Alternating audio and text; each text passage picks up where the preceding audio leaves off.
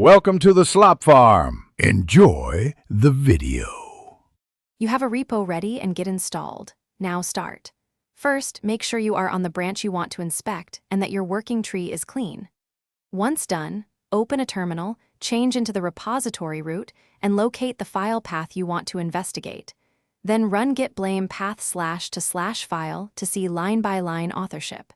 You do this to map changes to people and commits.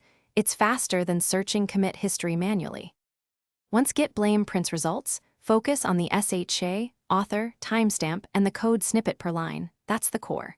If the file is long, narrow the view with git blame lstart, end file so you inspect a specific function or block.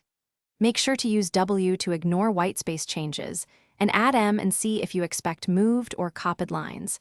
This helps attribute lines that were refactored or relocated. These flags reveal the why behind the code's history. You're almost done. Pick a SHA from blame and run git show SHA to read the full commit message, diff, and context so you understand intent. If you need machine-readable details, use git blame line porcelain and parse author, author time, and original line numbers.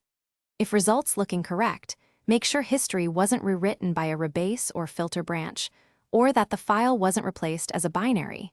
Those operations can break line attribution. Then rerun blame with appropriate flags. Thanks for watching. Consider subscribing if we helped you today.